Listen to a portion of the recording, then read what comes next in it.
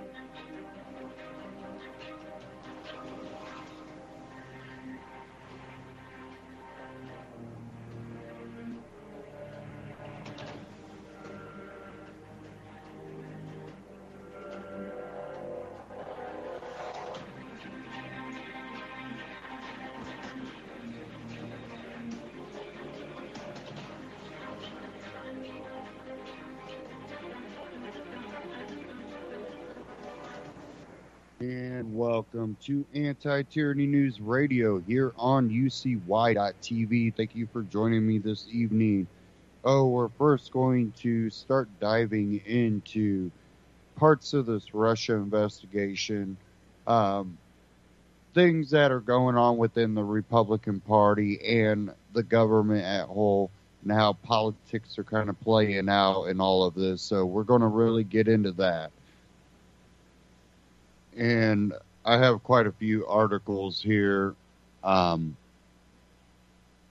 CNN, Wall Street Journal, covering some of what's kind of unraveling, and some of these publications even posted this, but you'll also see their typical slant on it.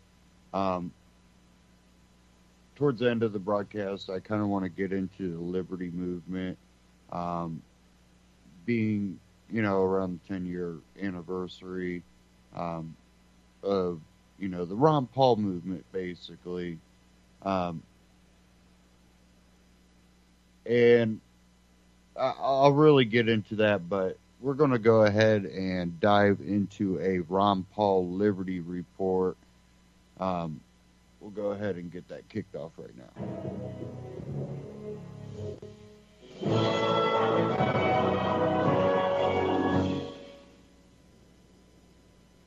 Hello, everybody, and thank you for tuning into the Liberty Report. With me today is Daniel McAdams, our co-host. Daniel, good to see you. How are you this morning, Dr. Paul? Doing fine. Our program today is going to be a little bit different.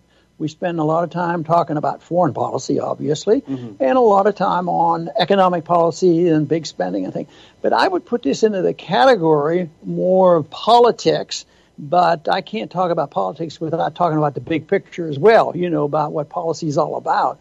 But I want to go over a little bit and get your opinion, and we'll discuss a little bit about Jeff Flake's well-covered speech yesterday. He had a lot of attention when he gave his speech, which I think was pretty unusual because it wasn't in the Senate chamber, but it was a special conference, and sometimes you can go to your Republican conference or the Democratic conference, but it was bipartisan, all the senators and Republican and Democrats there, and he gives this significant speech that got unbelievable coverage.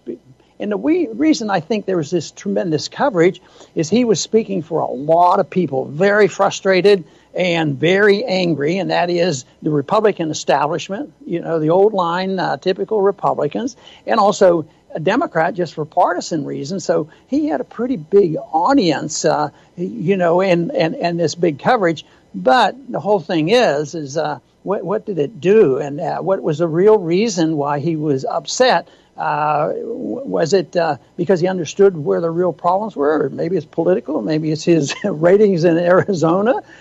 Who knows exactly what motivated him? But, basically, from my viewpoint, he was saying things that weren't outrageous, but the conflict that it seemed to symbolize, I think, is outrageous and has a lot of significance about where we are. In many ways, I think what we're witnessing is the cracking apart and the breaking apart of the empire. And they're not addressing that. They think this is just a personality. It's all Trump's fault, or it's all Schumer's fault, and it's Democrats versus Republicans. So I think they're missing the whole thing. I think there's a bigger story here, and that is we're at an impasse. Washington is at an impasse, and whose fault is it is the question. And I guess the speech yesterday was a suggestion of who should be blamed. Yeah, and it was a 17-minute speech. Essentially, it was an announcement that he would not be running for re-election next year. He would leave the Senate when his term expired at the beginning of 2019. And, of course, you're right. It got a lot of cable coverage. The cable loved it. CNN loved it. But it was because it was very critical of, essentially, of the president. And it shouldn't be a surprise that the mainstream media loved it and amplified it. It wasn't because of the issues. It was because they've been, I think, 92% negative coverage of President Trump. So they love it because it's Trump bashing. It's not because there were some principles or some issues that he brought up that were significant. Yeah, and I think when we get ourselves into trouble financially and a foreign policy that is failing and nobody wants to admit the fundamental flaws, whether it's the Federal Reserve and all, they have to go. And it becomes partisan. The partisanship is real, but the philosophy is usually not much different. They go along to get along, and they all spend the money. But when there's an impasse and things aren't working well and they can't just add things to the budget and make everybody happy, I think this is a setting for bringing the worst out in people, the worst out in politicians, the worst out in people who are there for power. And it brings out, grating personalities at times. And you could argue the case that this certainly is an accusation and sometimes justly made about the president. He seems to take things on and, is really gruff with people. And also, I think character traits come out, too. And sometimes they're subtle and appear to be polite, but they're really not. And they're really at each other's throats, but I think for the wrong reasons. I think they're, right now, when you see this episode, everybody's looking in all the wrong places because I think it's a big issue. I think we're in a similar situation like the Soviet system was in the late 1980s, that something big was happening and hardly anybody knew it. Nobody said, in 1989, in 1990, the Soviet system is going to be gone. Nobody said that. But there's something going on here, and when I see this type of animosity, and then, the struggle on taxes and the struggle over socialized medicine and the struggle over the spending and most likely, they're not going to have any solution. I keep hoping, maybe something good would come if they would just release a little bit of freedom for our medical care system, or a little bit of restraint on the Federal Reserve, or a little bit of change in the foreign policy. But it doesn't seem to happen. Everybody is locked in, and I think they're locked in because philosophically they're closer together than they want to admit. Yeah, and Senator Flake said there are more important things than a political career, and that's a good point. I think you've discovered that. But you're right. When it comes down to, the speech was about style, and I don't think there's much in there that you disagree with in that respect. But his big complaint was on style, but he didn't talk a lot about policy. He talked about the tone, and I was just looking at an article that said he voted in favor of the Trump position 91.7%. So in terms of the actual policies, doesn't seem that opposed. Where he voted against the Trump position has been in favor of even more hawkishness, believe it or not. He voted on June 14th for Russian sanctions. President Trump didn't want the Senate to vote yes on that. July 27th for North Korea, Russia, and Iran sanctions, some more sanctions. The president didn't want that for whatever reason. And he also, and this is a pretty bad thing, I think, he voted to kill Rand's amendment to sunset the authorization for use of military force. And that, of course, is a big issue. And the military and its relationship to this administration and to Congress seems to be morphing into something different than what we've put up with in the last many decades. And what I'm thinking about is how many generals are involved. Yeah. And some people say, well, the generals that we worry about being very aggressive, and we should, are actually seen right now as trying to calm the president down, because the president tends to speak off the cuff and rather gruff and says things that are very confrontational and has significance for world diplomacy. And the generals are supposed to be there now not to urge him on. It's almost at times when they're saying, hey, back off. It was said that the generals tried to calm him down a little bit about going after Iran and stopping that, reversing that agreement.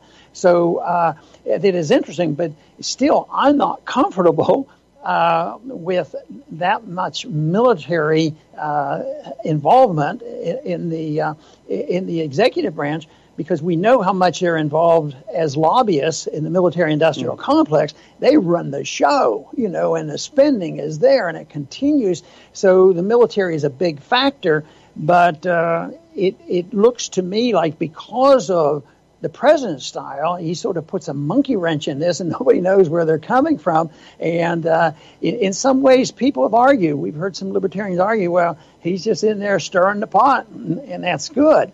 But it's also dangerous, and I'd like to philosophically stir the pot so that we can think about the alternatives, because I think his pot is going to boil over, and we'll have to have something else. And that's why for years I've emphasized spending, debt, Federal Reserve, monetizing debt, the foreign policy and everything that we talk about, because we will get to this point where it's not going to be solved by these people in Washington. I mean, and a grandstand announcement that I can't stand. In a way, I can't stand this president. I'm getting out of here because he's so rude to everybody. That's not going to work either.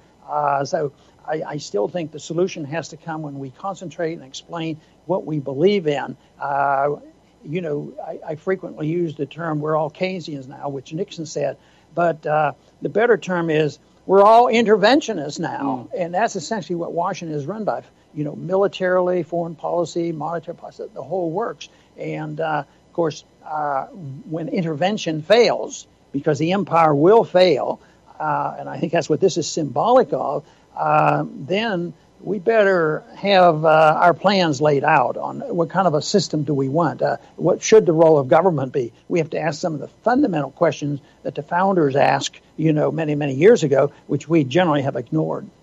Yeah, and I think, the problem with, you talk about the generals, the problem with the generals being so involved is not because they want war first. That's not really the issue. That's, as you point out, they've in many ways, they've been a moderating force on Trump's impulses.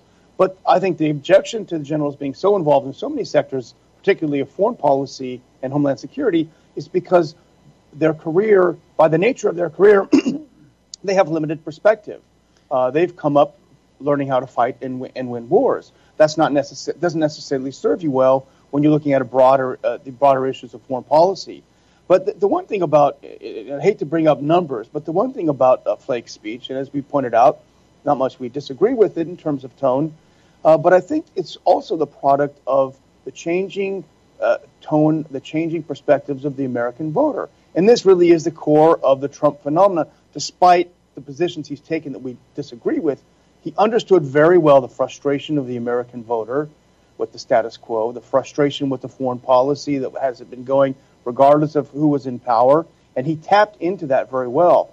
And I think that may be what someone like Kelly Ward is doing, regardless of her positions. He's tapping into the frustration, and that's why he's got 18% job approval rate, 62% of the voters disapprove of him, and in the third quarter he raised $1.1 million to Kelly Ward's $700,000, which that's pretty close to closing the gap. And he had a lot of high-powered people coming to help him raise money. Yeah, well, I think Trump tapped into it, and that's part of what's going on now. And you talk about the people, the way they're resentful of Washington. I think most people are concerned about economic policy, basically. Yeah, there's a lot of people that are on the dole and all that mess. But basically, I think the instinct is, you give me a good job and I'll work and I'll be a happy person. But I think it is the division of wealth in this country now. The wealthy are getting wealthier, The poor are getting poorer. Half the people are struggling to make a living. Their standard of living is going down. The cost of living goes up more than the government says. Their real wages do not go up, which is a consequence of monetary policy and spending policy. That's really where the problem is. And Trump and others tap into this, and because the people are unhappy. And I understand that, and I think that's fine to tap in to where the problem is. But what I'm interested in is, how did these problems come about? Why is half of the people getting poorer right now? And they don't talk about interventionism in economics and the Federal Reserve and debt and monetizing debt and too many regulations. They do talk about the regulations and taxes, but it's more than that. They can't tinker with the tax code and reduce the number of pages, which they never do. We're going to reduce the tax code. No, it has to do with a philosophic economic system that we've been putting up with since the Depression, and it keeps getting worse, and it's coming to an end, and the people are very angry and upset, but I think they're spinning their wheels when we look at this superficially, because it goes into everything. This whole thing of the problem and the anger over the election, and it turned out that Hillary, I understand, lost that election and probably lost it on her own, but it was the Russians' fault. Oh, yeah. And so even the Republicans were happy with having, we have to make sure the Russians didn't influence the election, so we're good citizens. So they get a special prosecutor. Now they can't trust, and now they're coming up with evidence that Hillary might have been more involved with the Russians than Trump was, and so they're out there doing that now. And I think the hilarious thing now, and people who want this don't think it's hilarious, but they get Mueller up as a special prosecutor, and maybe he isn't a saint, and it looks like he might have some biases, but now they're saying, well, this stuff is turning up. Of course, it should have been noticed a while ago. It's turning up that Hillary might be involved with corruption. So they want another special prosecutor. So they want a special prosecutor to check on the other special prosecutor to make sure he's doing his job, essentially what they're saying. So that to me gets so silly, about what's going on. Then who's going to check on the next prosecutor? We'll order up another one. It reminds you of a Nikolai Gogol play or something. But the real issues, as we've said over and over, have been ignored. The Democrats want to say it was the Russians and the white supremacists that got Trump elected. The mainline Republicans are happy blaming it on the Russians because they've had this attitude that you've got to have a bad guy overseas, because also it fuels the military-industrial complex. So everyone is served by it except the issue of the actual politics, or the actual policies, the actual philosophical guidelines that we follow, and they've both given that up. That's one of the reasons, a big struggle on the left is the fact that there's a huge faction on the left that are so obsessed with fighting Trump on the Russia thing that they're not interested at all in a broad coalition against war. We talked about it yesterday. Right. They're not interested in talking to us because obviously we're not in favor of the other things, so we must be the red-brown coalition or fascists or what have you. So this is the real trouble, and very few are paying attention to it. And, of course, it's well known, the first casualty of war is truth. And the bigger the government is, the larger the empire, the greater is the attack on telling the truth. And truth can actually become treasonous. So the person who reveals what's going on as a whistleblower, they're in bigger trouble than the people who are breaking the law and doing the killing and all the illegal things. And so much of that is going on now, too. And as bad as it is, as many lies as that we hear, there's a shift in that. And I think that's part of this frustration we talked about. The people are upset and they want changes because they want the truth. And they don't believe the government. They don't believe these commissions. They look into things, and the commission is supposed to finally settle it and tell us what really went on. But there's no reason to have faith and confidence in that. That we're going to hear the truth, and that's what I thought was the case in Washington. Briefings. I figured they're not going to reveal to us the exact truth. Well, what the pull quote from Senator Flake's speech is, "Silence can equal complicity." And that is a great line. Of course, the mainstream media views that as the best anti-Trump line ever. But I think we can adopt that as our motto, too. And that's why we refuse to be silent. We refuse to be complicit in what Washington is doing, and we're outside the gates, pounding on them for what they're doing. But I do, on that same line, I would like to remind our viewers that we are still, through the month of October, offering Dr. Paul's latest book, The Revolution at 10 Years, 10 years of the Ron Paul Revolution, as a special gift to those who make a donation, a tax-deductible donation to the Ron Paul Institute. And Dr. Paul, we had a new couple of boxes of books. We had such a big response that we ran out of books. I had to send out emails to everyone saying it's going to be a little bit of a delay. We ran out of books. Huge response. We got a couple boxes today, so I'm happy to say we're going to be able to send those out tomorrow. That's good, because you could be in trouble if we run out of books. That's your job. Make sure we have them. I know. But I do want to thank everybody for tuning in today for the Liberty Report. And I think it is a very important subject to understand what's happening, who to blame, and who's at fault. But to be bombastic and accusatory is not the way it's done. I think disagreeing with an attempt to not be disagreeable, I think, is a pretty good rule. And sticking with a principle and trying to convey to others to change their minds. I know some people will never change their mind, but I still think attitude is good. I think you win over more with that type of an approach rather than trying to be more outspoken than the other person and more accusatory. But that's what's going on in Washington, and that's why, in spite of my argument that there's a lot of bipartisanship up there on the issues, there's a lot of partisanship now fighting over the crumbs that are being left. But it also is an opportunity for us to present the case for peace and liberty, and that is what we're supposed to be doing here, and that we try to do every single day is to reveal the best possible revelation of the truth and what's going on in this country, whether it's foreign policy, economic policy, or the politics of Washington. I want to thank everybody for tuning in today to the Liberty Report, and please come back soon.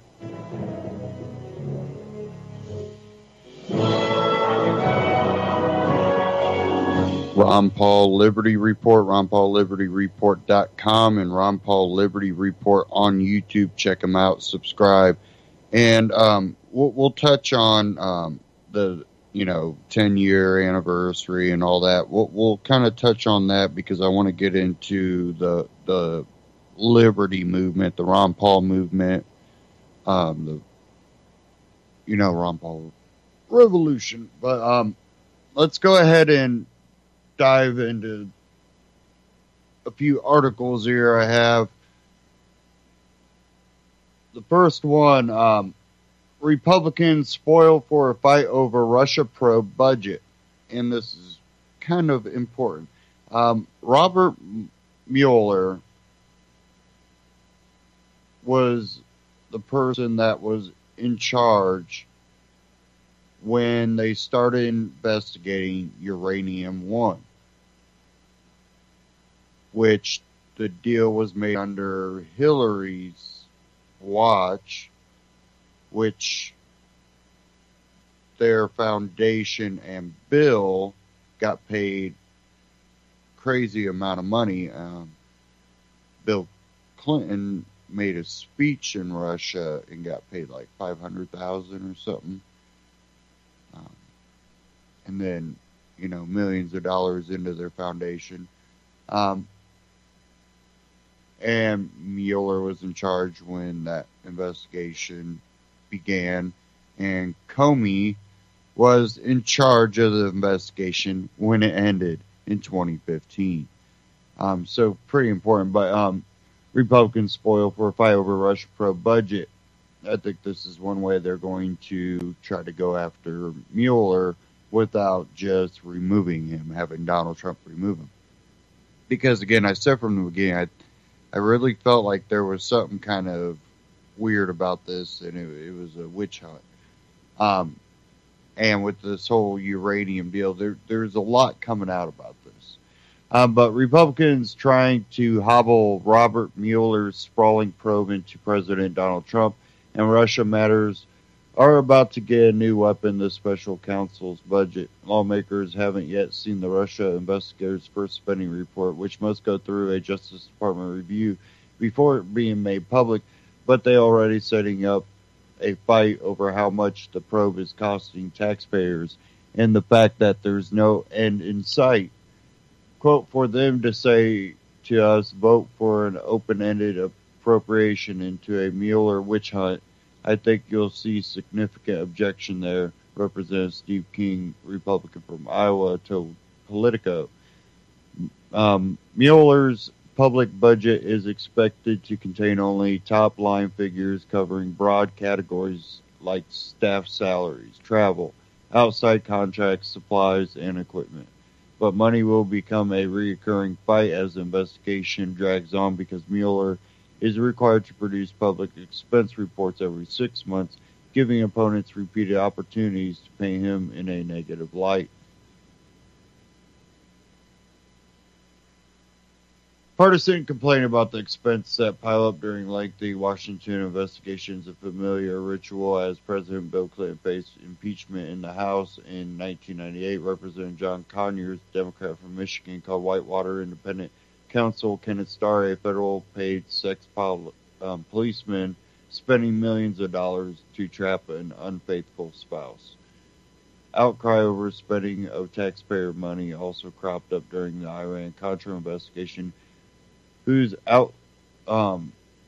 outlays ultimately exceeded 47 million. Taxpayers of this country should be absolutely up in arms about it. Then Senator Steve Sims, Republican from Idaho, said during a CNN appearance in '92, 6 years into that probe.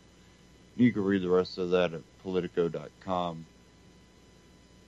That one's titled Republicans Spoil for a Fight Over Russia Probe Budget. And I really think that's where they're going to try to go after the Mueller investigation, which it's shown to be open-ended, where he's basically looking for crimes anywhere tied to anyone closely associated or loosely associated with the Trump campaign, and trying to get them in tight spots to maybe, give up a name or give up information, and even if there isn't, maybe be willing to say there is so that they'll be left alone. That's what that seems to me. CNN Politics exclusive in the Hill interviews, top Dems denied knowledge of payment to firm behind Trump dossier. Another thing that's coming out about Hillary Clinton. Hillary Clinton's campaign chairman, John Podesta, former Democratic National Committee chairwoman, Debbie Wasserman Schultz, both privately denied to congressional Russian investigators that they had any knowledge about an arrangement to pay for opposition research on President Donald Trump. These sources familiar with the matter told CNN. Of course they're going to say, no, we have no knowledge. Don't know what you're talking about. The interviews happened before this week's disclosure that the Clinton campaign and DNC paid for the research. Senate investigators may seek to further question the two top Democrats and dig deeper on the origins of the so-called Trump dossier. One of the sources briefed on the matter said their remarks to congressional investigators raised the stakes in their assertion that they knew nothing about the funding because it's against the law to make false statements to Congress. The White House has seized on the funding disclosures to discredit the ongoing investigations into potential collusion between Russia and the Trump campaign. That one from CNN.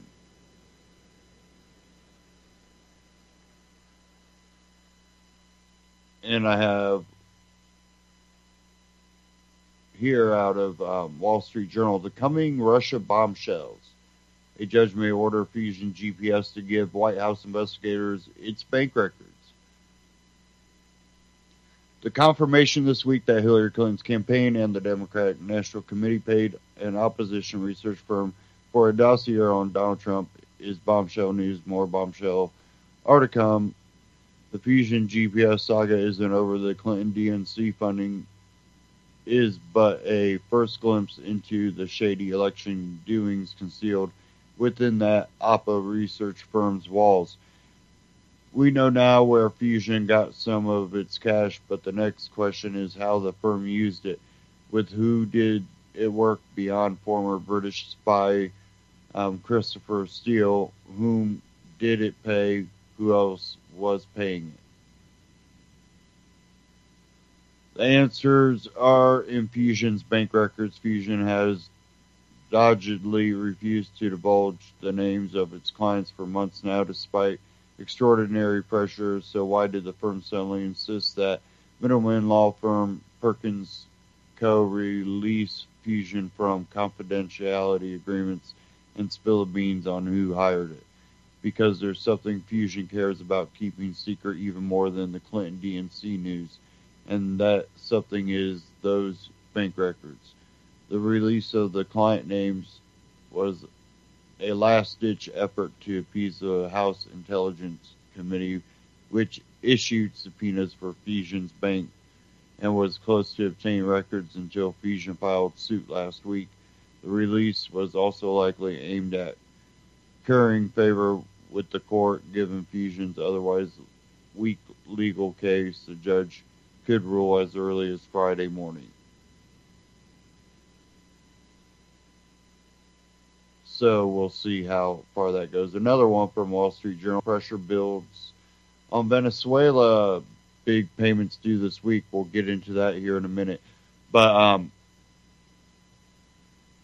when we look at everything going on, it kind of almost goes back to that, same saying, the person accusing is usually the one that did it. Well, that's definitely not always true, but in this case, it's seeming to play true. When you start looking at the Uranium One deal and all this, it's really looking pretty shady for the DNC. Wasserman Schultz, which she's just had to, kind of fight with this whole thing about the IT person she had working for her and the DNC and a lot of Democratic Congress people. When you look at this, it looks like maybe the tables have finally turned, but we're going to have to, again, see how this plays out. Now, I want to get into this pressure builds on Venezuela with big payments due this week. We'll get into that. I want to play a clip here, though, kind of covering the collapse of Venezuela and the aftermath. It's a short clip from Stefan Molyneux, so let me go ahead and play this. Don't hear a lot these days about Venezuela. You know, it is one of the characteristics of a sociopath or a psychopath that they do not seem to experience any moral guilt or doubt based upon the evils or the evil results of their actions. And all of the people who were very keen in 98 and afterwards about Hugo Chavez and what a wonderful spirit and freedom and revolutionary fervor he was going to bring to Venezuela, they have all gone silent as the inevitable results of socialism, of distortion of the market, of the destruction of price signals, which are the only way to efficiently allocate resources. All of this has come to pass. It's been a long time coming in Venezuela. Venezuela began to really experiment with nationalization in the 50s, nationalized the telephone company and other things, but it remained relatively free until 1980s or so. They really began to extend and expand things. As, of course, oil prices went up, they got more and more, quote, free money, and then expanded the government even more. And then after Chavez and now his successor have come in, there has just been massive expansions in state power. I mean, in the 1950s, government only ate up 20% of the GDP. Now, of course, it's far higher. And what has been the highly predictable and inevitable results of this expanded socialism in Venezuela? Well, hyperinflation. There are people rooting through garbage cans looking for things to eat. There are schools that barely have any supplies. There are hospitals with very few, if any, medicines and filth and disease. There are immense Soviet-style lines to buy basics, medicines, bread, flour, and so on. And there, of course, has been expanded state control over complaints, freedom of expression, all the usual hysterical tamping down on the geyser of indignation that arises when the inevitable economic consequences of the desire for the unearned manifest themselves. The cost of living has gone through the roof in recent years, and let's have a look at some numbers. So look at the salary earned by a full-time college professor. We'll call him Professor X, right? So in the 1980s, Professor X could buy 1 kilogram of beef with 15 minutes worth of his salary. Right? Professor X buys a kilogram of beef, 15 minutes of his salary.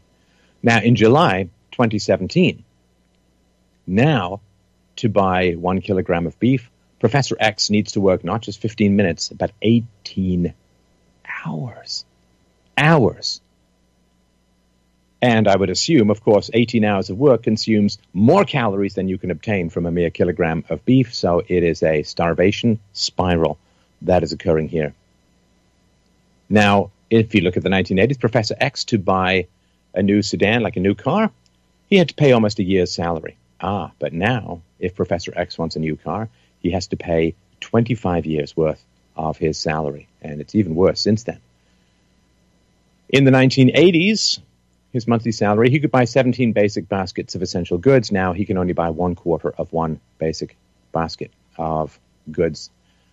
The currency, the lifeblood, the survivability of an urban environment, right? I mean, if people are living on the farm, they can consume a lot of what they produce themselves. But the moment you get excess food production, which requires a free market to create, to distribute, and to end up being in stores, you require price signals and free markets. In order to have cities, you need a free market. And what's happened, of course, is the excess food production that occurred as a result of the free market that allowed for the growth of the cities is being choked off because the government is increasingly destroying market incentives, even market possibilities to get food to people in cities who can't possibly sustain themselves. What you can buy, you get 3 pots of oregano on the windowsill, that's really not enough to live on. And so the cities, as they always do in these kinds of situations, are the first to die. So in March 2007, the biggest bill in Venezuela was the 100 Bolivar bill. Now, in 2007, with the 100 Bolivar bill, you could buy $28. You could buy 56 kilograms of rice or 288 eggs with your 100 Bolivar bill. Now, it's $0.01,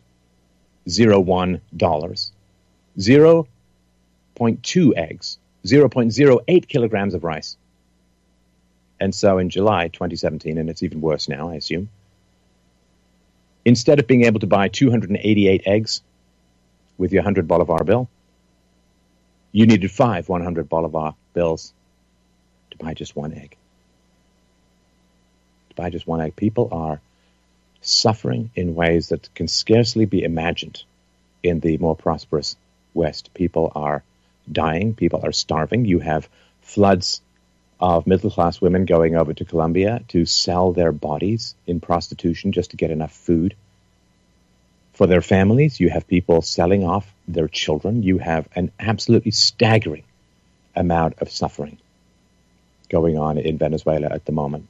It is a future and a presage of what happens when government continues to control the market, when the cities die, when the women turn from housewives to whores, when the children turn from joyful additions to your family to sell by the pound commodities on a very black market.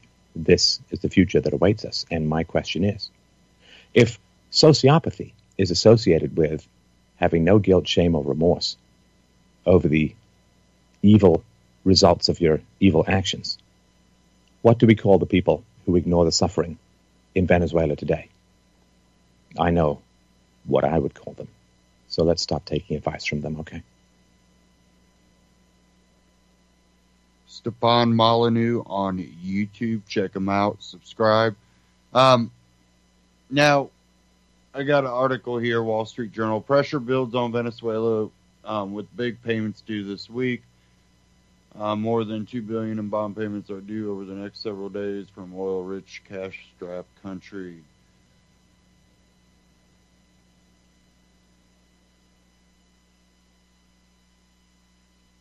Global investors have been bracing for a Venezuela default for years, but a period of reckoning could be coming with more than $2 billion in bond payments due over the next several days. State-owned oil company Petroles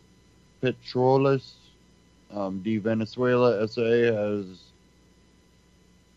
$985 million in principal and interest due Friday, and another $1.2 billion due November 2nd. Venezuela has fallen behind on interest payments in recent months, though the stakes are much higher now. PDVSA and Venezuela made use of a 30-day grace period for those late interest payments, but the bulk of the money due this time is for principal bond payments that aren't subject to a grace period. That means failure to pay on time could enable investors to declare a default. According to bond documents, analysts say a Venezuelan default could create one of the largest and most complicated debt restructuring in history. Creditors include contractors with promissory notes, bondholders who were promised the assets of state-owned oil refinery Citgo Holdings, Inc. In the event of a default, Russian oil producer Rosneft and dozens of creditors with international disputes related to nationalized assets, all of whom are expected to scramble for limited assets. A default would also allow PDVSA bondholders to trigger cross-default provisions in nearly all the other PDVSA bonds, enabling them to push for full payment if holders of at least 25% of the debt vote to do so. According to bond documents, PDVSA has about $30 billion of debt outstanding that could be triggered by a default, according to Seaport Global Securities LLC, a brokerage that trades Venezuelan bonds. So really just all out not looking good for this Venezuelan socialist utopia that is no more. As we expect socialist countries to go. What's really sad is all the people that they're just citizens. They some of them want to try to do something. They're all in turmoil. It's a collapsed civilization. It'd basically be like if overnight here, just, toilet paper went up to, $100 a roll. Everything went up.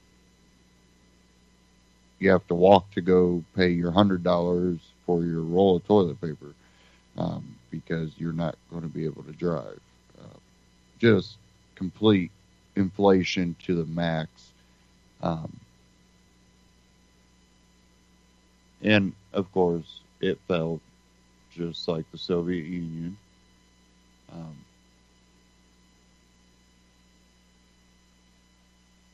Again, it's just really sad for the people there having to deal with all this.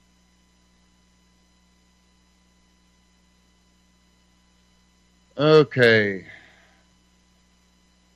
I want to move along. I'm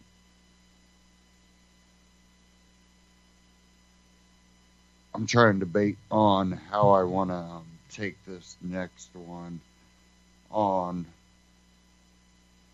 I think I'm going to go ahead and get into a Ron Paul Liberty Report. I think I already played this one, but I really want to spend this last bit of time getting into the whole liberty movement, being, 10 years and stuff since the campaign for 2008 when the Ron Paul revolution really exploded. And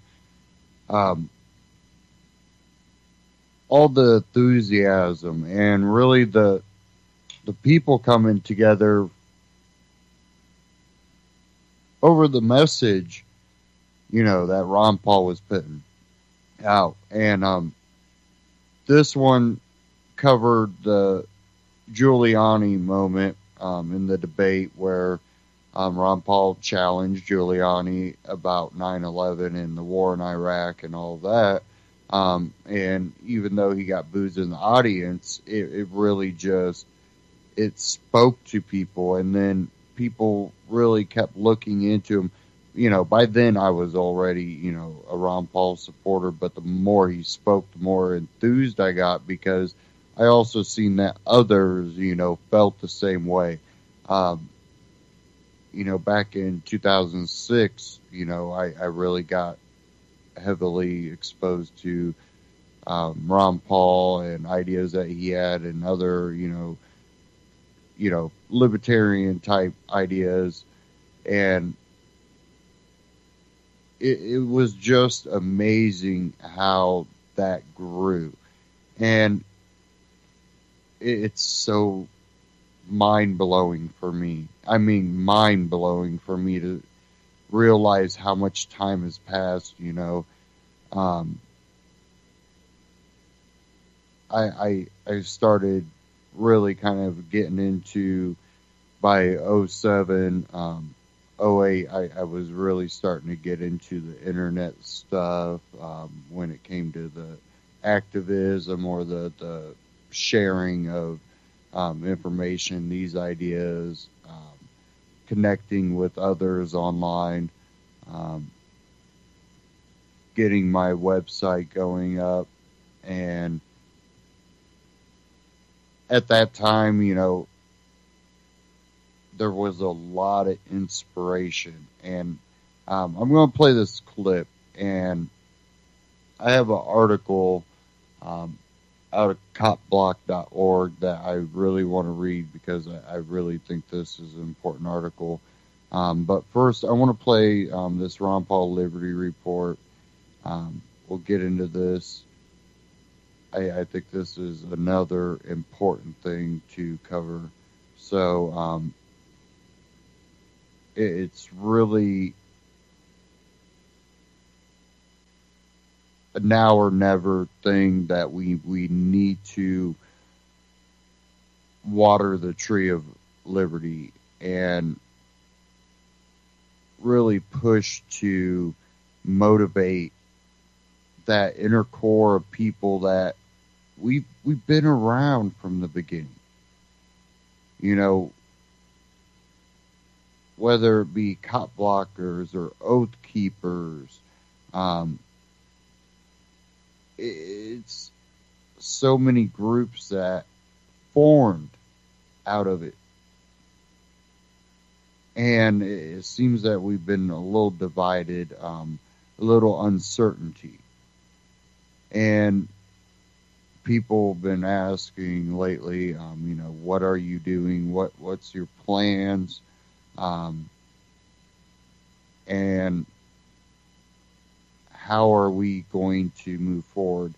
And I've had some ideas, and I'm going to try to explore these ideas, because I think it needs to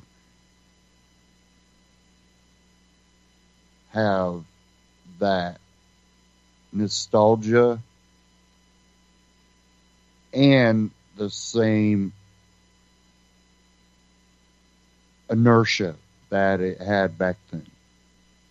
So let's get into this Ron Paul Liberty Report, the Giuliani moment, 10 years on, what does it mean today?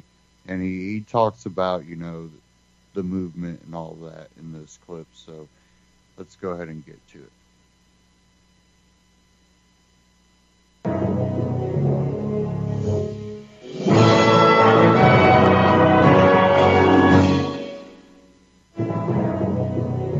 Are you suggesting we invited the 9/11 attack, sir?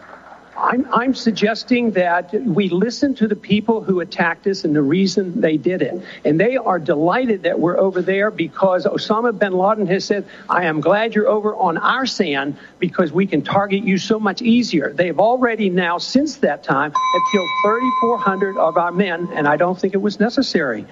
Wendell, may I make a comment on that? That's really an extraordinary statement. It's an extraordinary statement of someone who lived through the attack of September 11th, that we invited the attack because we were attacking Iraq. I don't think I've ever heard that before, and I've heard some pretty absurd explanations for September 11th.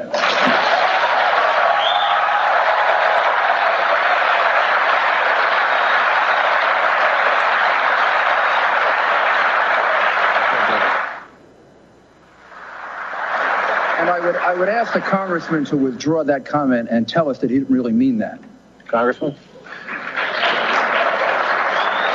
I believe very sincerely that the CIA is correct when they teach and talk about blowback. When we went into Iran in 1953 and installed the Shah, yes, there was blowback. The reaction to that was the taking of our hostages, and that persists.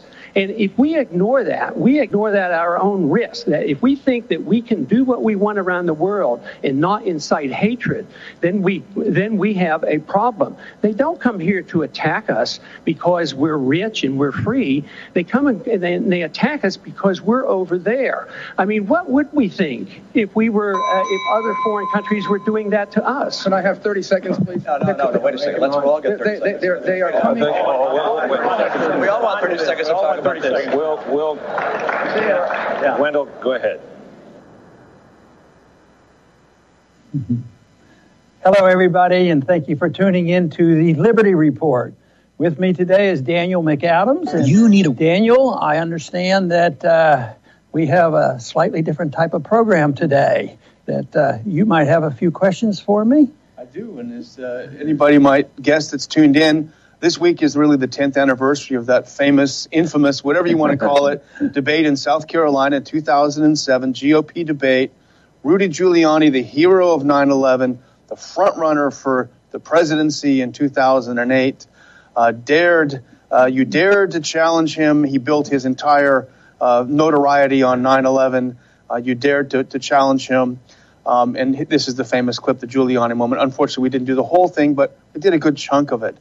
And I think a lot of people look back on this and they wonder, how did you feel then? What did it feel like when you were standing there? What was going through your mind? Well, I didn't have much time to think about feelings. I had only my thoughts about how am I going to answer the question. And I wasn't thinking about the audience. I wasn't thinking about the bigger audience outside. I was thinking about the question and what my job was, and that was to present a position which I knew was challenging. I guess during that episode, I guess it was at the time when there was tremendous applause, not for me, tremendous applause for Giuliani. I thought, well, it didn't say, oh, this is devastating. Oh, what did I get myself into? How am I going to get myself? None of that. It was just that this is routine. This is the way it works. You didn't expect, this crowd to be 100%. You came here to convert the crowd. I don't think it did too much converting of that crowd.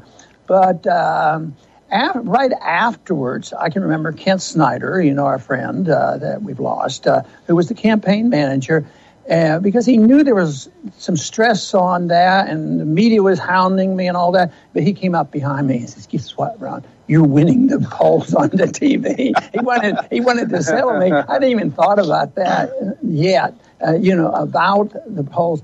But to me, it was challenging. And I didn't realize the significance. I don't think anybody else knew the significance of it because it was a confrontation that turned out to be couldn't have been planned. Giuliani couldn't have planned it. He didn't have any plans to help me get my message out. I couldn't have planned it. I couldn't have thought about my answer. I didn't know the question, but I did know the issue, and I felt confident. I've often said I've never been the best to give the magnificent speeches and all, but I do believe that the message is very powerful. And that, to me, was the important thing. And this gave me the chance because you worked with me for so many years, and the war issue was a big issue. We worked so hard to try to stay out of Iraq and out of Afghanistan, and it was a big event. So this to me it turned out to be an opportunity, but I didn't think of it as being that big of an event, that it was that major, and it was just sort of, this is the way our issues have been treated. With sort of low expectations. A lot of people ask me, don't you get tremendously discouraged? I said, really not. I just don't have these blown up expectations that I'm going to save the world. I think maybe my opponent that night had a blown up expectation of him becoming president. So that was, so the thoughts weren't, racing through as much as I got to stay on message. And, in putting this into historical context is important, too, because this is 2007. We just had the 2006 midterm elections. A lot of the other Republicans who had voted against the war, there are only a handful of them, they'd been primaried out. I think Hostetler was primaried out. A few others were. And there was a big Democrat rush. But the Iraq war was still extremely popular among Republicans at that time. And here you walked onto a stage where a Republican who made his name, who made the front-runner status as a hawk, controlled the crowd. It didn't seem to faze you. No, and 2008, even though some of the people who were against the war didn't do well politically, you take a Jimmy Duncan, a great friend, and he voted against it on basic principle. And he came from what I consider the old right. The Robert Taft position. He didn't think we should be involved.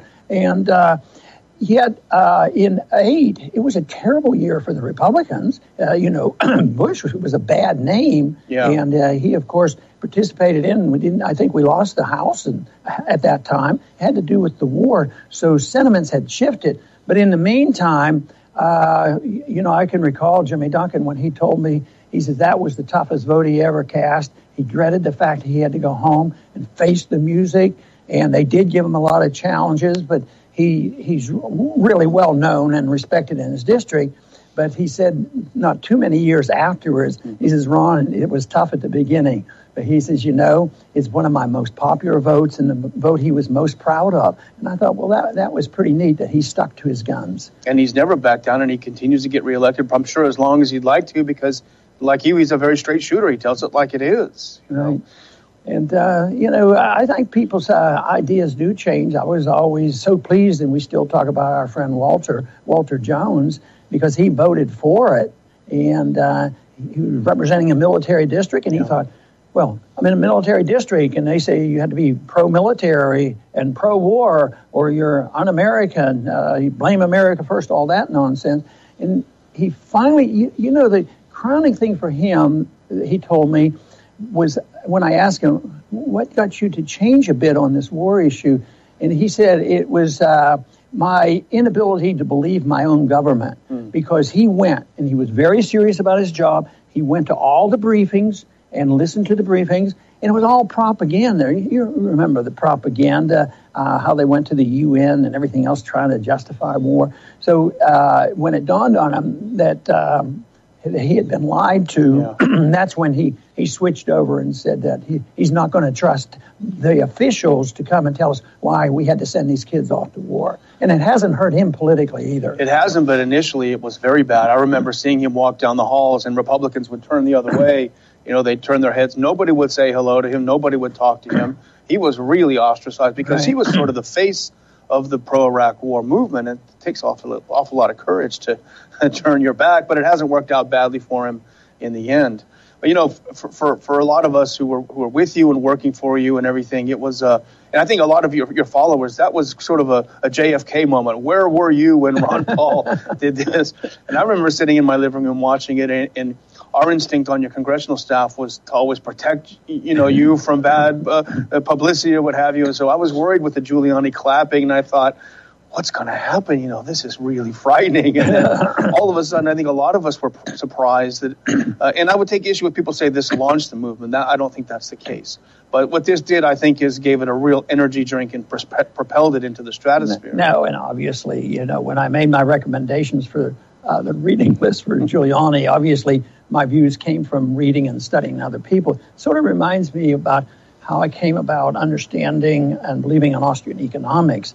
It wasn't, I would kid, I said, when I really got excited about Austrian economics is because I came to these conclusions. Then I discovered Austrian economics, and they agreed with me. But obviously, what had happened was I was influenced by their ideas, and I was talking their language.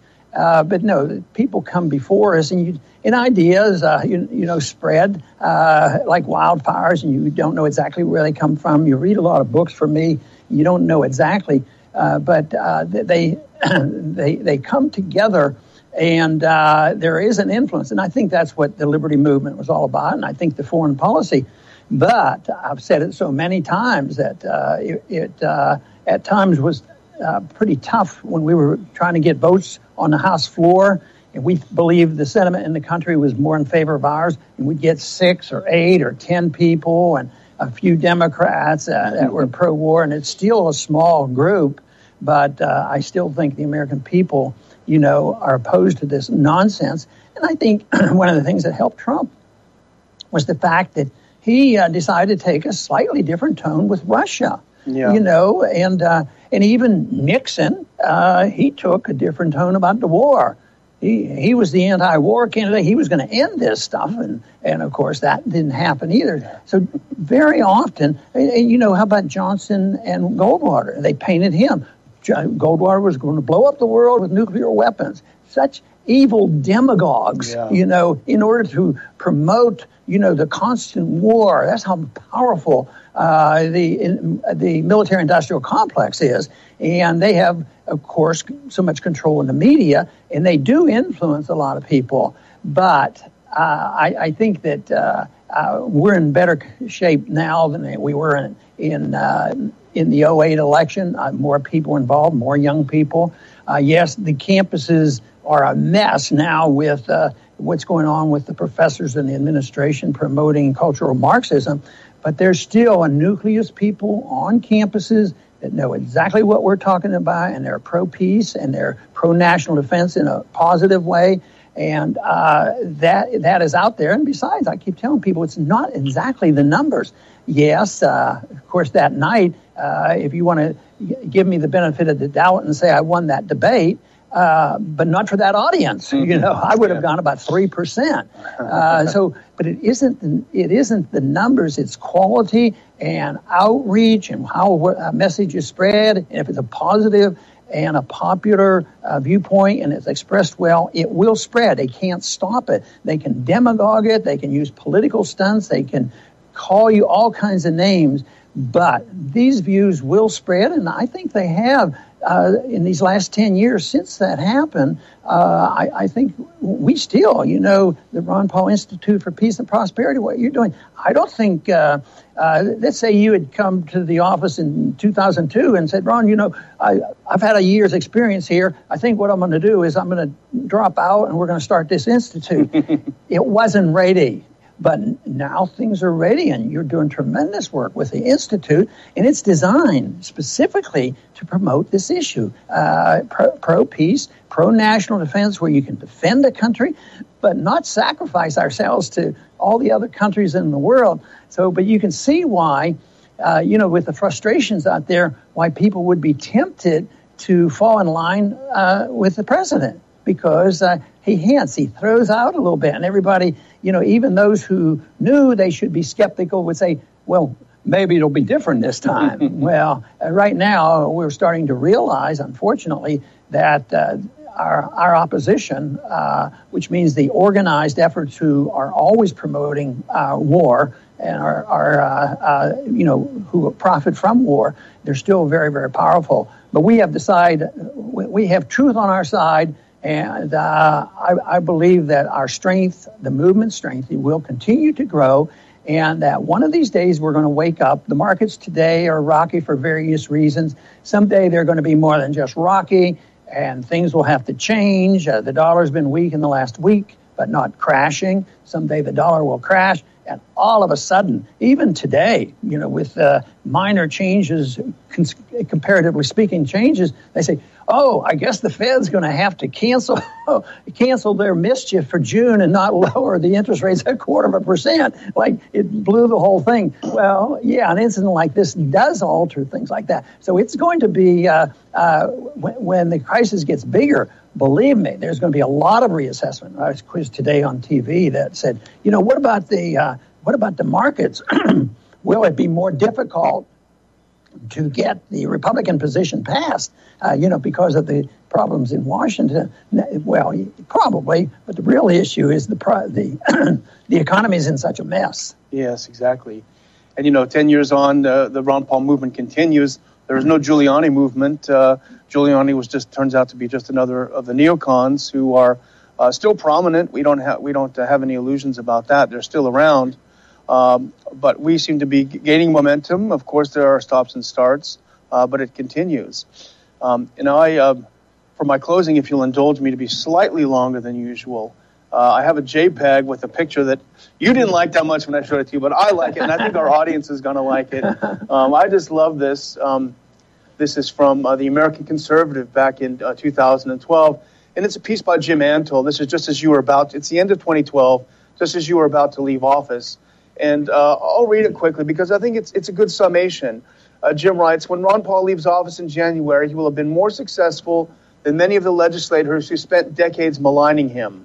Paul's ideas have gradually gone from marginal to mainstream, and his record shows how much even a single determined man of principle can do to change a movement. In foreign policy especially, the Texas congressman leaves behind a new generation of leaders, both libertarian and conservative, who challenge the disastrous bipartisan consensus. That's a pretty nice summation. I have some slight quibbles, but I think it's pretty well done. Very, very nice. And, all I was thinking about when you were reading that is that hope nobody thinks it's fake news. I hope they don't think it's propaganda. It sounded very honest, and, of course, people like to be complimented. So that is very nice. And I would like to also say, thanks for, your comments about the Ron Paul Institute. We've been working together for a while now, and I think this really is the extension of what you did, the spirit of 2007, what we're doing to expand the idea of non-interventionism. And it does seem like our time has come. And, I would like to ask people if they would consider supporting the Ron Paul Institute. We produced the show, we co-produced the show. Your donations are completely tax deductible. You go to this website and help us continue doing what we're doing to grow the movement, to continue the movement. We've got a lot of big plans. We've got a lot of people to convert still, and we keep going on. So, right.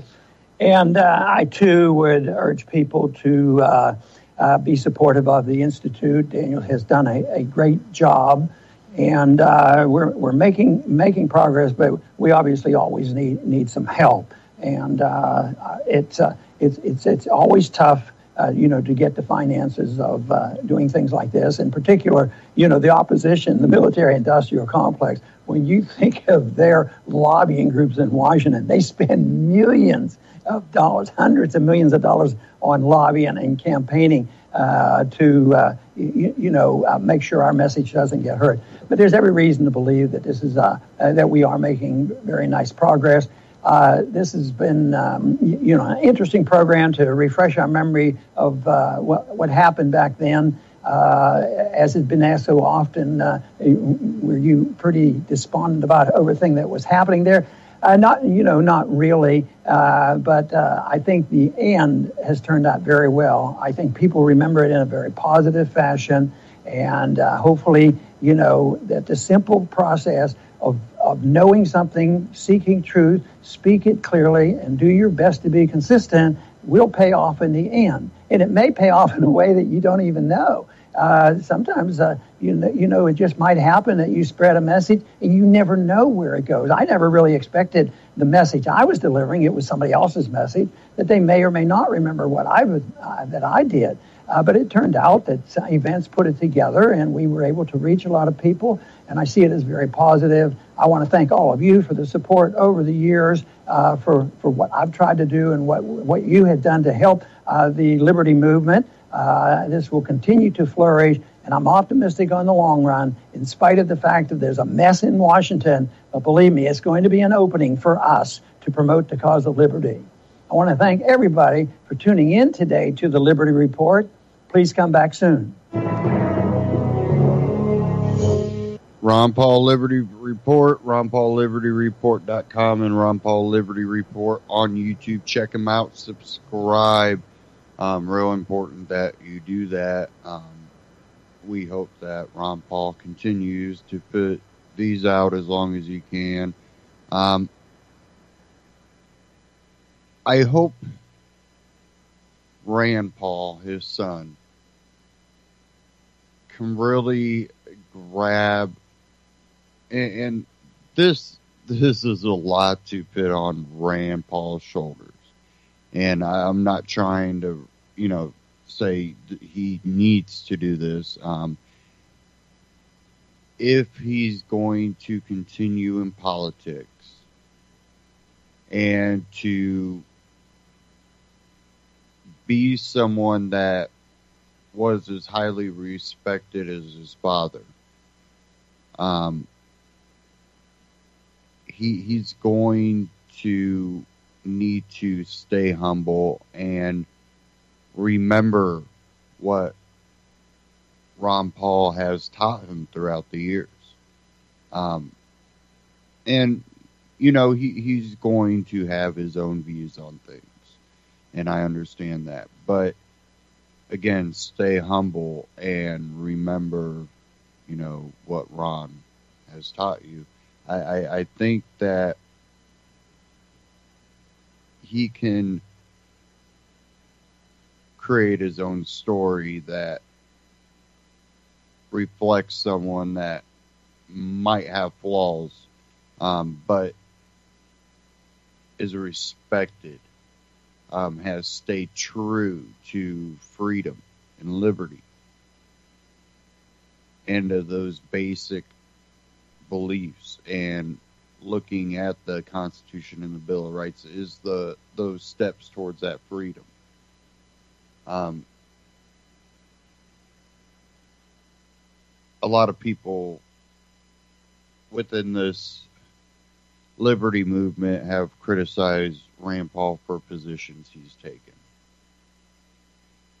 And I understand that because, it doesn't really hold true, but we also seen how effective maybe, Ron Paul was, even though he continued to vote. He didn't make any progress with other people too often. Occasionally, you would get a few people that would, sign on to something with the Federal Reserve, and he finally got some of that rolling because a lot of times because of the people that, kept cheering him on.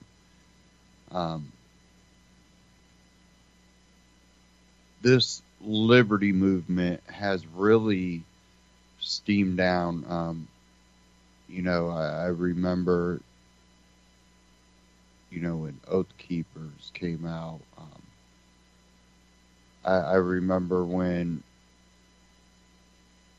the Free State Project was formed initially, before it became a full-fledged organization, when it was the idea.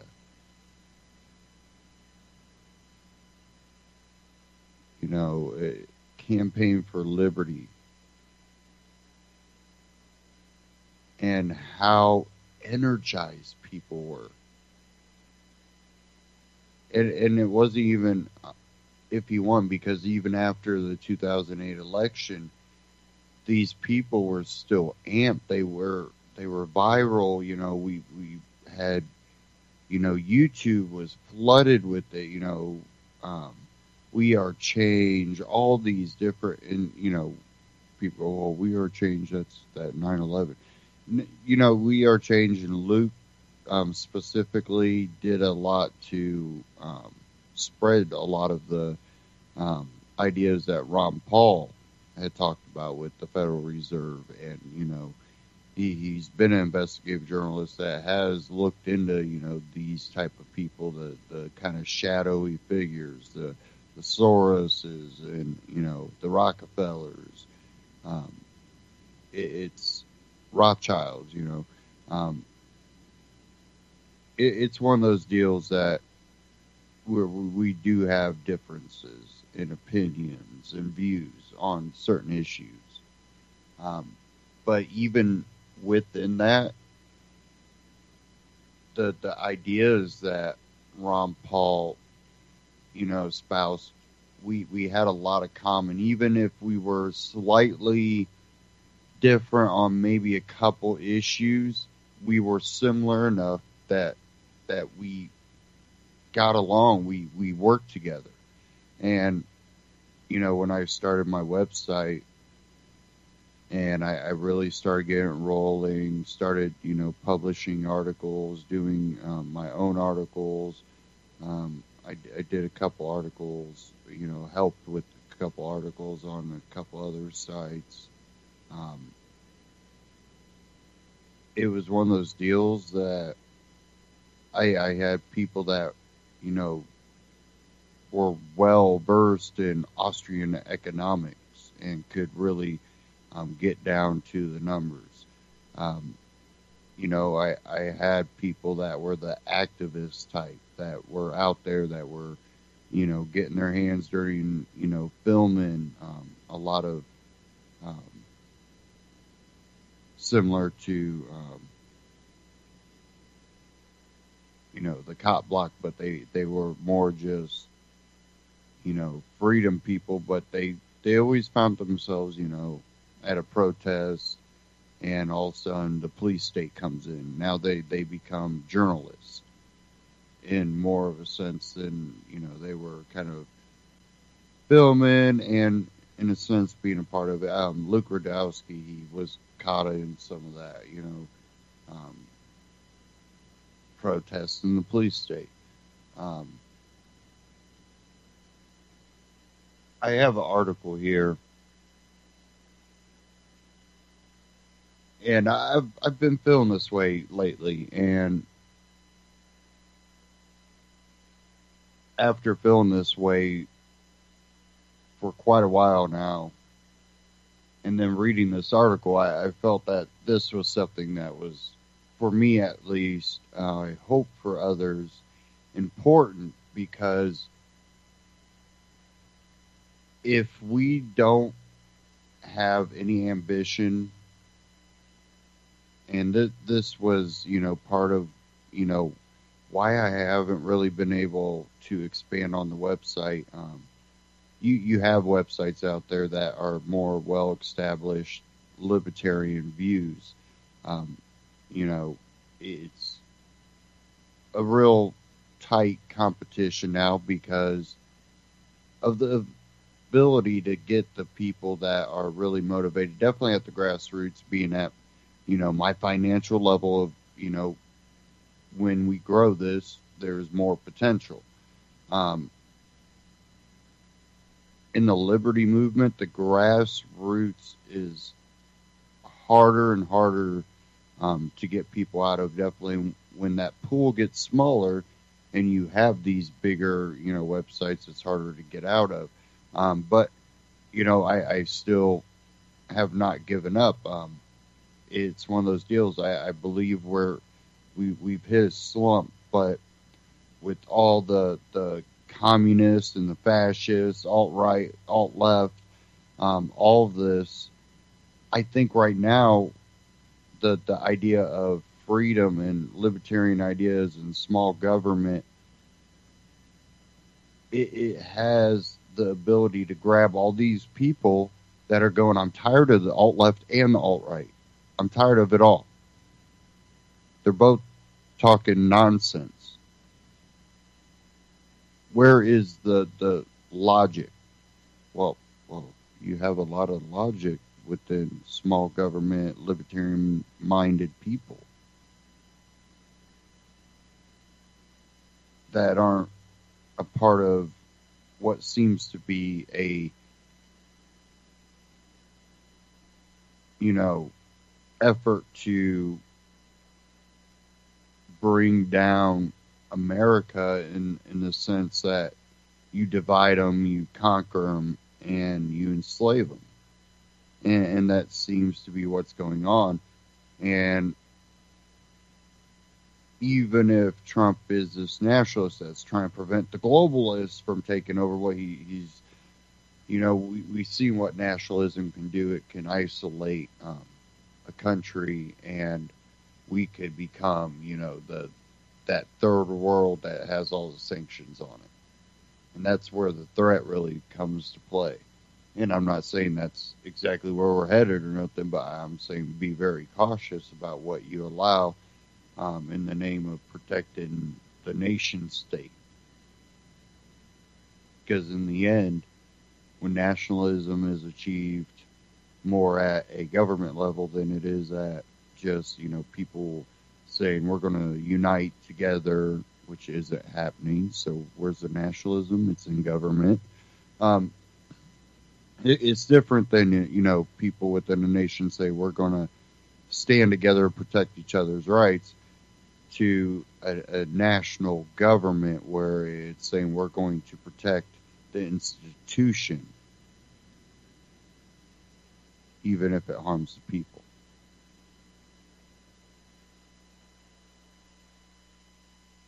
And there's going to be pain. And we've talked about this for a long, long time. There's going to be pain because, again, we're still just printing money. Inflation is more than what they claim it is. But let me get to this article here, Cop Block.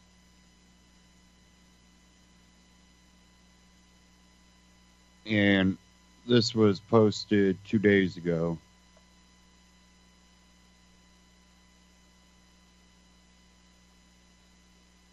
Okay.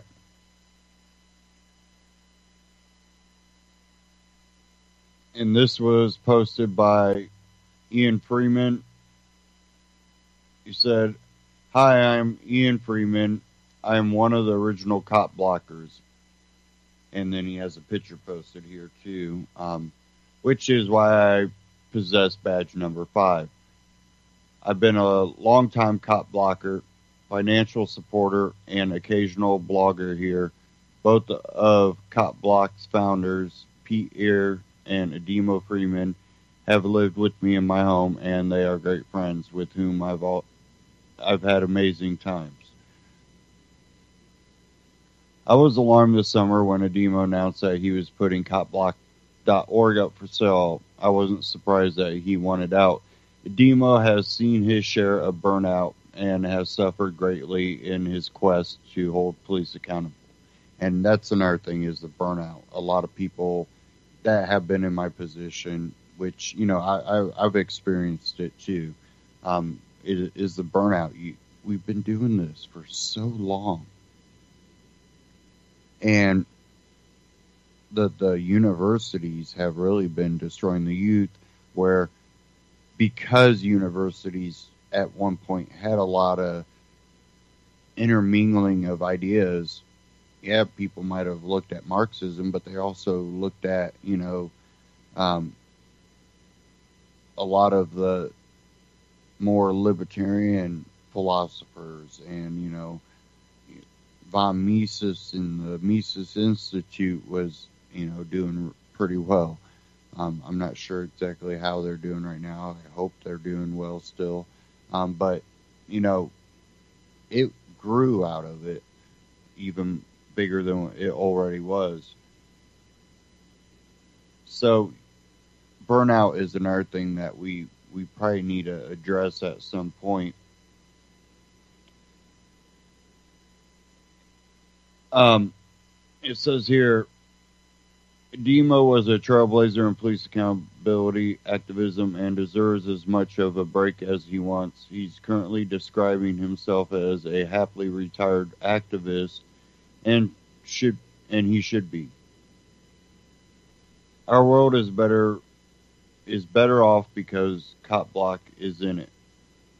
What surprised me about his request to sell the site was the fact that Demo felt he had to resort to sell at all.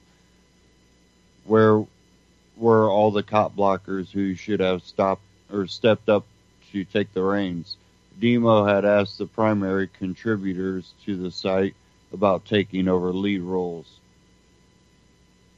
Apparently, no one stepped up, so Demo decided to auction the site. When I found this out, I asked around, and sure enough, while some people were willing to help, no one wanted to lead. Ultimately, someone made an offer on the site, and Demo accepted. He said the buyer did not want to be known and that the buyer was going to continue the site. We are now approximately a quarter year from that purchase, and you can see the posts on the site have dropped off a cliff. Regular posting halted at the end of July, and nothing was posted until September 1st, when an account with the username CopBlock posted about the most reported on police abuse story of the year, the Utah nurse who was violently arrested by a hothead cop, who now thinks he should have his job back, by the way. The post has one sentence and the video of the rest. That's it. Gone are the obscure, outrageous stories of police abuse from around the U.S. and globe. Gone is the incisive libertarian commentary on the police state. Gone are new videos from cop blockers in the streets. I have no idea who the new owner is, and while I am grateful for still being able to post here, I've lost my admin privileges, so I can't look to see who else remains as a blogger. The site also needs some basic maintenance that appears to have been neglected this far. So what happened? How did CopBlock, the world's most popular and effective police accountability website and group of activists, end up on life support? As someone who has been around CopBlock from before it began and who lives in the city where CopBlock was incubated, Keene, New Hampshire, I think I'm qualified to speak on the matter. So let's start at the beginning. CopBlock started after Pete and Demo's previous project, Motorhome Diaries. They were traveling the country looking for freedom in America. Like many of us seeking freedom, it was ironically taken from them by the men with the uniforms and badges in a place called Jones County, Mississippi. CopBlock began as a result of Demo and Pete's desire to encourage people to use cameras to hold police accountable, to know and exercise their rights, and help our neighbors under police threat. The same year as CopBlock's founding, they again set out on the road for Liberty on tour and subsequent CopBlock tours. They travel from city to city, meeting with police accountability activists across the United States and hitting the streets in classic CopBlock style, inevitably getting charged and threatened by police in countless ridiculous circumstances. CopBlock grew dramatically as a result. People were emboldened by the excellent example set by the original CopBlockers. Local chapters were formed around the globe. Many submitted their video and blog content to the site, and the number of contributors increased. It was with this growth that things started to go wrong. Even among people who share similar views, groups that grow to a certain size have a tendency to schism. CopBlock was no exception. While the site started from a principled libertarian viewpoint, as the contributors expanded, people became involved who just hate police and didn't necessarily share the pro-freedom views of the site's founders. It's good that the message of police accountability reaches a wider audience than just libertarians. That's why CopBlock was far more successful than other libertarian efforts in its time. However, it was a major error to allow non-libertarian blogging ability on the site and CopBlock's social media. It's understandable why no one would do it to get more content from people willing to provide it. Unfortunately, ultimately undermined what was principled pro-liberty message of the original CopBlockers. We all make mistakes in life and learn from them. It's a constant growing process. Ademo realized his error a few years ago and came out of then semi-retirement to once again take the reins of control of the decentralized organization he created. I can hear some people reading this saying to themselves, so much for decentralized, he kicked active contributors out. To clarify, Cop Block was decentralized in that anyone could cop block or form a local group somewhere, and the main organization would say you can't, or wouldn't say you can't do that. It's always been that way. However, running the main website always has to be centralized to some extent. Someone's got to be the administrator and make administrative decisions. In this case, Ademo removed a bunch of bloggers and brought it back to a solid core of principled cop blockers running things. Activism is expensive and there's not much money to be made. Cop Block had sold some killer gear in the website store and on their real-life tours. They were able to use the site's immense popularity to pay their web hosting bills, but the amount coming in each month was paltry. Running Cop Block was a labor of love. With subsequent arrests and aborted Cop Block tour, very low revenue for the Cop Block network, an interesting idea with enough support could have helped people providing pro-level police accountability services to get paid for their efforts. That was in parentheses. And other parts of life calling out to him, Ademo finally threw in the towel after a final arrest for cannabis possession earlier this year. What he created with Cop Block has done so much to educate and embolden people across the planet. I hope he enjoys his retirement. Being in the spotlight can be tiresome, and I don't blame anyone for wanting to move on to other things. However, Ademo's personal story and the rise and fall of copblock.org aren't necessarily the reason why other cop block groups have died out. According to one New Hampshire cop blocker who audited the copblock.org list of local groups, most were completely dead, and those that remained were only one or two people strong. Every group surely has its own story, but I'd be willing to bet personality conflicts played a role, as well as activist burnout. Burnout is a real thing. It's common among all activists. It happens when people don't get the results they imagine as quickly as they imagine. Being aware that burnout exists won't necessarily save you from it. We see it all the time here in the Libertarian Activist Center of the world, New Hampshire. Despite having the largest concentration of libertarian activists you can find anywhere, people still get burned out by the slow pace of change that we are successfully fomenting here. Some of them think that they can come up here, do some activism, and then that the police state is just going to disappear. It's a big police state out there, and they aren't going to let go of power easily. I can relate to the burnout activists like Ademo. I've also been arrested more than half a dozen times for various civil disobedience. As victimless crime spree star Derek J. Freeman and I discussed in our recent Q&A, civil disobedience, while personally empowering, is not a sustainable form of activism. I don't regret my arrest, but with all my other responsibilities I've had to mellow out over the years and make room for new activists to take the reins. Unfortunately, the new activists coming to New Hampshire willing to take such risks are slowed to a trickle, or have slowed to a trickle, and they were never that many to begin with. In the victimless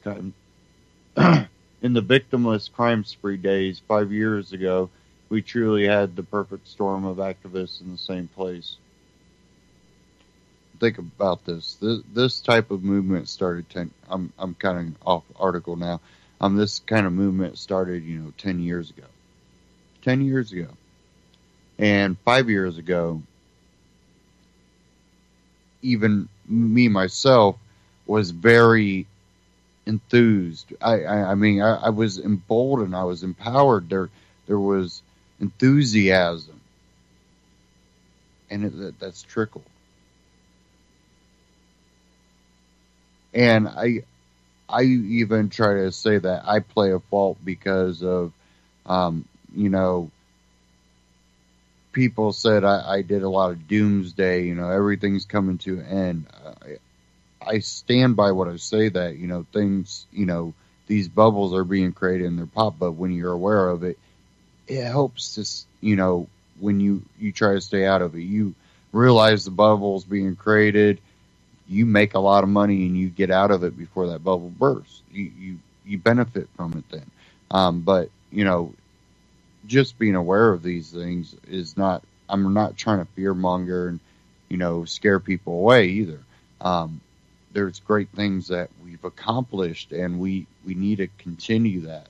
And that's why I had to bring this article up. But it says here, back to the article, we truly had the perfect storm of activists in the same place. Police accountability activism has died down here in New Hampshire, the place where some of the most epic cop blocking has happened, including dozens attending DUI checkpoints in Manchester, chalking arrests outside the Manch police station, smoking pot inside the Keene police department, and awesome civil disobedience in Keene. I could go on and on. Sadly, a long-time cop blocker in Manchester told me today the turnout at a recent DUI checkpoint was dismal, despite dozens being made aware of the event just hours beforehand during a speaking event by Adam Kokesh. Says here, is your cop block group still alive? If so, tell us in the comments. If not, please post your comment about what happened and what went wrong. One thing that definitely helps activists keep going and avoid burnout is for new blood and therefore new ideas to come in a group. Cop block groups in most places were very small. Not many people have the courage to confront police in any way. So, of course, the pool of potential volunteers is quite thin of those who do step up because they are frequently alone and only with a small group arrests inevitably come and then the burnout. It's hard to make an impact with a small group though you can certainly still help many individuals in the process of cop blocking. So it is rewarding. That said, social interaction with other activists helps stave off burnout, and many groups just didn't have the numbers. As we've learned here from some of the epic disobedience and police accountability work performed by the activists in Keene, New Hampshire, numbers matter. To anyone out there who feels alone in your police accountability activism, if you are a libertarian-minded cop blocker, you really need to consider a move to New Hampshire. There's the link, 101 reasons why you'll love it here. Divided, we will surely fall to the evil forces of the state. Staying where you are and standing alone or nearly alone is a recipe for failure. Joining together in the same geographic area with people who share your values and interests in the police accountability is the solution to the problems this organization has been suffering. Unfortunately, Pete and Adema are both gone from New Hampshire, and we are all worse off because of it. Pete's somewhere out west, and Adema's facing trial in Ohio. Leaving New Hampshire made them both less effective activists because they lacked their support network they had here. Their leaving made the movement in New Hampshire weaker, too. Nonetheless, some of us here in Keene are still pushing ahead without them, including continued yearly Know Your Rights outreach in the college neighborhood, DUI checkpoint interdiction, and old school cop blocking. Still, our numbers are small. We need more people to move here. We care about actually being successful and increasing liberty in our lifetime, as well as holding police accountable on video. You're not going to end the police state by yourself. They are just going to cut your head off if you pop it up. Come to New Hampshire and stand with others peacefully and use your cameras to shine light on the corruption and violence of the state. Whatever becomes of copblock.org, know that your brothers and sisters are in the Shire, and we could use your help. Should you wish to connect with some of us online, please drop into our brand new New Hampshire Cop Block forum here. If you would like to follow some other cool activism happening in New Hampshire, please subscribe to or bookmark our main blog site, Free Keene, where you'll see Cop Block founders Pete and Adem are still both bloggers, though not really active anymore. And you can find him, Keene Cop Block and Free Keene.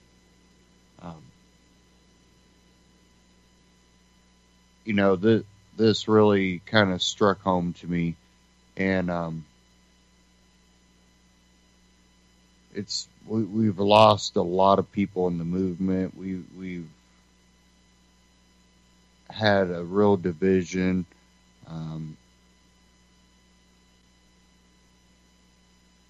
And I'm not going to point fingers. There are people out there that take blame, but I also take blame on myself. I feel I could have done more. I feel that a lot of us could have done more. But a lot of us that did more,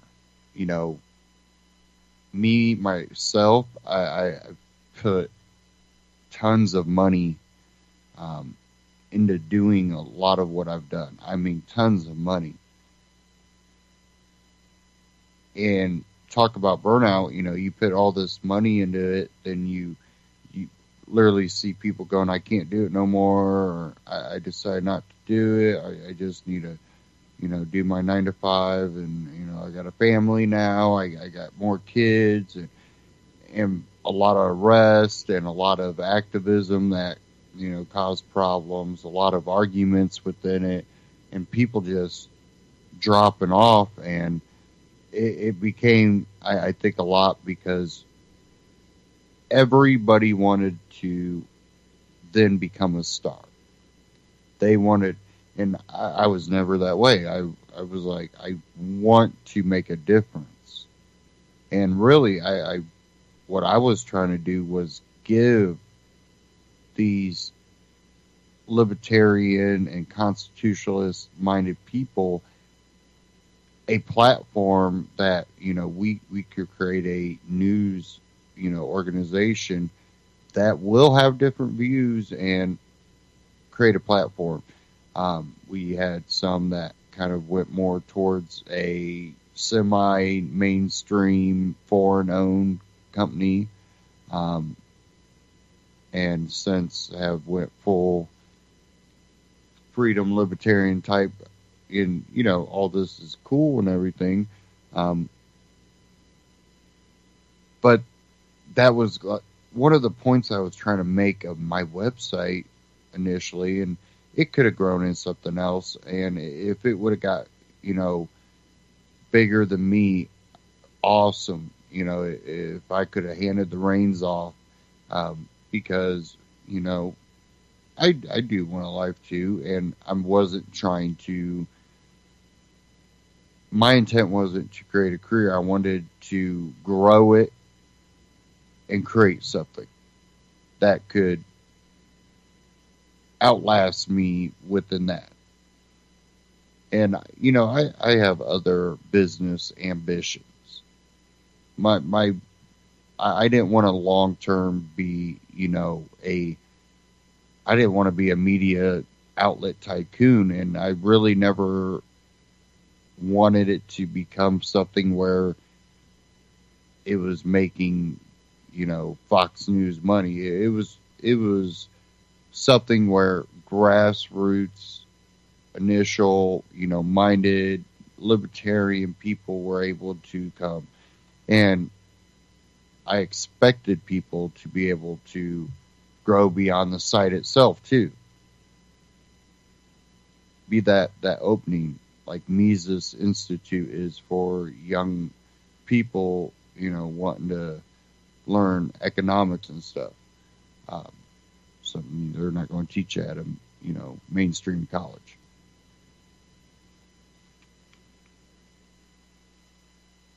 But, we have to water that tree of liberty again. We need to, because we see what the colleges are doing, and when there was more free thought, that's what made them mad, and I think that's what caused the college environment we have now. Because they were mad that they didn't have control of all these young college students that were talking about Ron Paul, and they were out there pushing for more freedom and not safe spaces, and can't wear this, the communistic, Marxist attitude, fascist attitude too. That's not what these groups were talking about.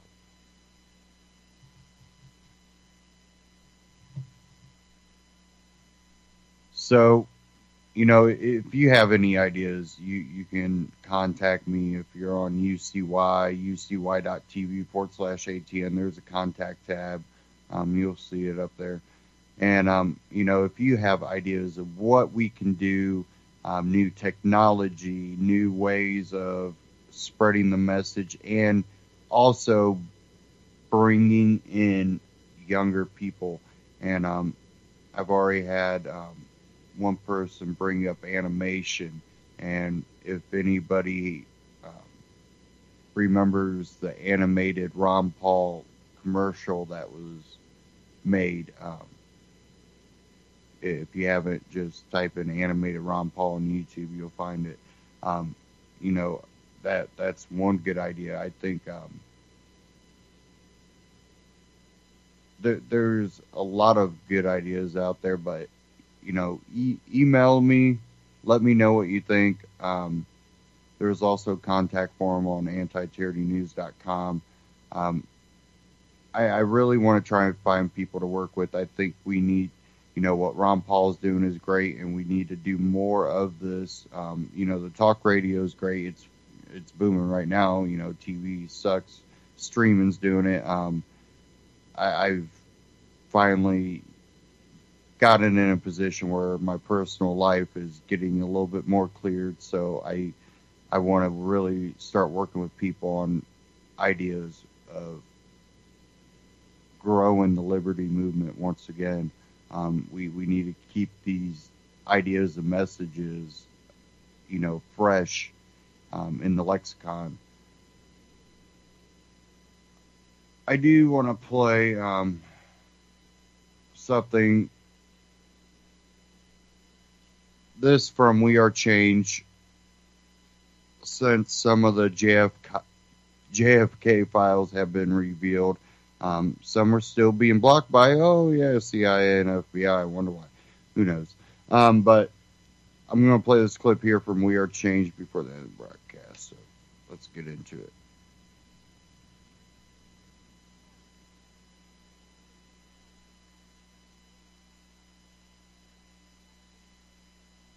Jason Burmis here, reporting for wearechange.org. And this week, there's been a lot of media attention surrounding Donald Trump saying he will finally allow the infamous JFK assassination documents to be declassified. Now, there have been a number of times in the past that these documents were finally supposed to come to light. So a lot of people are treating this like a big deal. However, I got to tell you, folks, although I'm somewhat anticipating them, I kind of already know what's in them. The reason is that a document was made available to the public in the early 2000s, And it was even included in my 2010 documentary, Invisible Empire, A New World Order Defined. So what is this document and why is it so important? Well, first of all, it's a document that's dated March 3rd, 1964. And it's a correspondence between the chief of the U.S. Secret Service, James Raleigh, receiving from John McCone, the director at the time of the Central Intelligence Agency. And really the only way to do this document justice is to read it in its entirety, taking pauses to point things out momentarily. In response to the request made by your office on the 24th of February, 1964, a response to Lee Oswald's activities and assignments on behalf of this agency and the Federal Bureau of Investigation, aka on behalf of his involvement with the CIA and the FBI.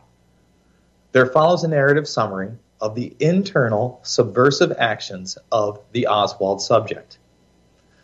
I recommend that unless the Commission makes a specific request for specific information contained herein, that this information not be volunteered. This agency has reason to assume that some junior Commission staff members may be potential sources of leaks to the news media or to other agencies. Due to the highly sensitive nature of the enclosed material, it would certainly be in the national interest to withhold it at this time, unless there is, of course, a specific request made. It is my understanding that Mr. Hoover has certain sensitive information within his agency which he transferred to his own personal files for safekeeping. He concurs that no material should be voluntarily given to the Commission which might affect the status of field operatives or their safety. So basically right here, folks, they're saying they're not going to share this information with the Warren Commission. He is particularly concerned about the DeBruy Memorandum, which Central Intelligence has obtained and which, I understand, you have obtained. It is imperative that this information, at least for the time, remain under wraps. So what is the DeBruy Memorandum?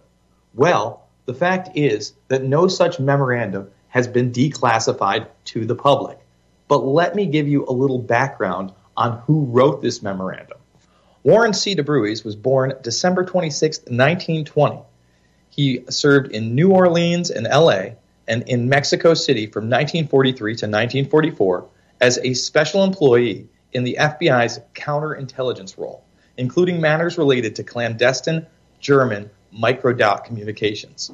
He was instrumental in Dallas during the Kennedy assassination investigation, where he also directed the overnight analysis, composition, and assembling of the first report consisting of 800-plus pages. So, folks, if all the documents relating to JFK are actually declassified, we should see this 800-page report by Warren C. DeBruy. DeBruy has since passed away in 2013 at the age of 92 years old. Continuing with the document, the Oswald subject was trained by this agency under the cover of the Office of Naval Intelligence for Soviet assignments. So right there, the director of the CIA is admitting that Oswald was trained by the CIA under the cover of ONI. During preliminary training in 1957, the subject was active in aerial reconnaissance of mainland China and maintained a security clearance up to the confidential level. His military records during this period are open to your agency, and I have directed them to be forwarded to the Commission. The subject received additional indoctrination at our own Camp Peary site from September 8th to October 17th, 1958, and participated in a few relatively minor assignments until arrangements were made for his entry into the Soviet Union in September of 1959. While in the Soviet Union, he was on special assignment in the area of Minsk. It would not be advantageous at this time to divulge the specifics of that assignment. However, if you wish this information, it can be made available for your personal inspection within the confines of your own office. Or I can send it by courier on the condition that it not leave the custody of the courier. Now here comes a bombshell piece of this document.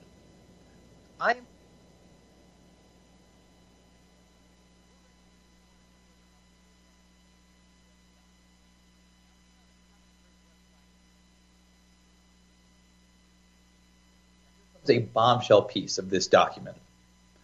I am concerned that this information were in any way disclosed to the wrong persons, it would lead the media to erroneously claim this agency and perhaps others were directly involved in the Dallas action.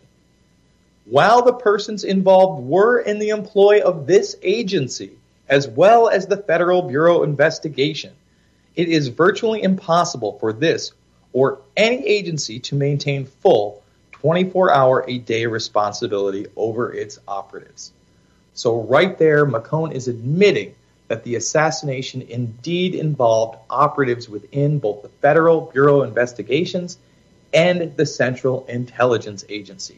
It's right there in black and white, folks. At the time of the Dallas action, the Oswald subject was only seldom in our employ after the Soviet assignment. We found him to be unreliable and emotionally unstable. He was of little use to us after his marriage, and de Bruy, from what I understand, concurred in this. He was provided with a few unimportant infiltration assignments and proved of little or no value.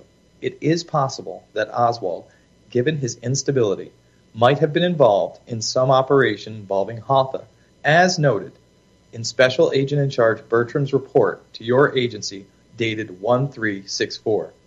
Mr. Hoover advises that his agency is trying to determine whether Hoffa might have been involved laterally or vertically with the Dallas assassination. I have advised that I would be interested in seeing the results of that investigation. In Special Agent in Charge Bertram's 1364 report are basically correct. His agency has advised Deputy Sweet against any further unauthorized statements to the news media which might adversely affect the investigation. Mr. Hoover advises he has no knowledge of how Deputy Sweet obtained his information, and there is no record of the agency distributing any such information to Sweat or any other member of the Dallas Sheriff's Office. It is regrettable that this information has come to the attention of the news media, but I am sure Mr. Hoover will be able to clarify the situation. Speculation within this agency, and this is only speculation at this point, is that Oswald subject may have become unstable following surgery April 1st, 1961, in the Minsk hospital. He may have been chemically or electronically controlled, a sleeper agent. The subject spent 11 days hospitalized for a minor ailment, which should have required no more than 3 days hospitalization at most. 6 days after his release, he met Marina Pruskova. This agency is particularly interested in her intelligence background, and I have requested a report from our Soviet embassy contact. So here, McCone actually talks about Oswald possibly being under mind control, whether or not it's this rogue element in the FBI and the CIA that he says carried out the attack, or whether it's Russian agents is really unclear. But it's pretty stunning that this is in the actual documentation between the director of the CIA and the head of the Secret Service. After his return to the U.S., Oswald worked in New Orleans through the Anti-Communist League of the Caribbean and Friends Democratic Cuba.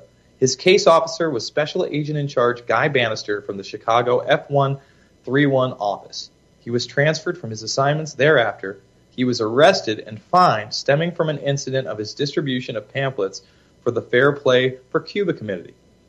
While our files show no further assignments or contact, I am requesting a check on the subject from our New Orleans and Fort Worth offices. Please direct any further communication on this matter to my personal attention so that your request will be expedited, or feel free to call me anytime. My office is always available to you. John McCone. So there you have it, folks. A bombshell document that shows Oswald was trained by the CIA, worked with the FBI, that he admits, the director of the CIA at the time admits that it was carried out by rogue elements of both agencies, and he even alludes to MK Ultra style attacks by Oswald as a puppet. Thank you all for tuning in. WeAreChange.org. Check them out. And stay tuned here on UCY.tv. Take care.